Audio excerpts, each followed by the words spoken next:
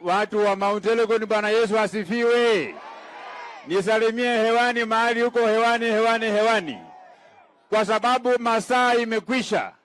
Mimi nataka kuambia rais ambaye ako hapa ujumbe ambayo mlikuwa umenituma.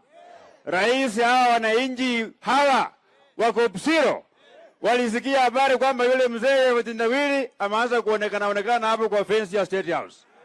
Hao wamesema wakisikia yule mzee ameingia wanakuja kumtoa atenda nyumbani bila shati. Mnataka abaki nje ama aingie? Wale wa kusema aende kabisa kwa mkono niona aende. Asanteni sana, Mungu awabariki.